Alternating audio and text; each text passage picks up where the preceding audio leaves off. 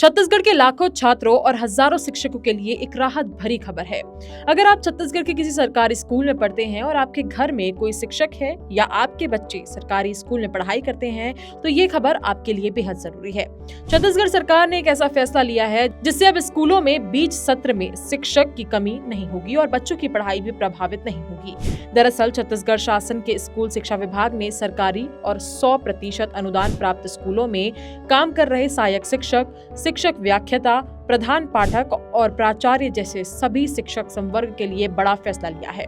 सरकार ने तय किया है कि जो शिक्षक शिक्षा सत्र के बीच में रिटायर हो रहे हैं, उन्हें अब शिक्षा सत्र 2026 से 27 खत्म होने तक दोबारा सेवा में रखा जाएगा। यानी अब अगर कोई शिक्षक अपनी तय रिटायरमेंट की उम्र पूरी भी कर लेता है, तब भी उसे उसी समय घर नहीं भेजा जाएगा। वो पूरे शिक्षा सत्र के आखिरी दिन तक बच्चों को पढ़ाएगा। इससे सबसे बड़ा फायदा छात्रों को मिलेगा, क्योंकि अब उन्हें 20 साल में नया शिक्षक मिलने या पढ़ाई रुकने जैसी परेशानी का सामना नहीं करना पड़ेगा। अब सवाल ये है कि आखिर ये फैसला क्यों लिया गया।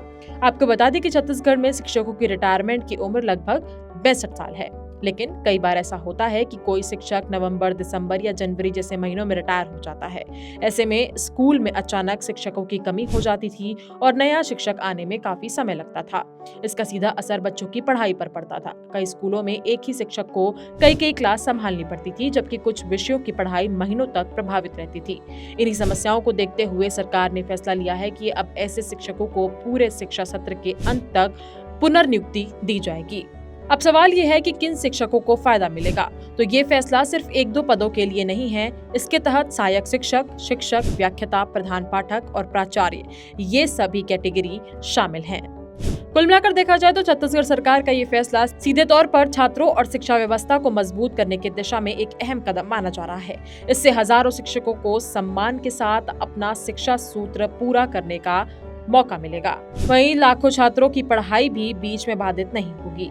अब देखने वाली बात ये होगी कि इस फैसले का लाभ प्रदेश के सभी पात्र शिक्षकों तक कितनी तेजी से पहुंचता है और स्कूल में इसका कितना सकारात्मक असर देखने को मिलता है। सरकार के इस फैसले को लेकर आपकी क्या राय है? हमें कमेंट करके अपनी राय जरूर बताएं।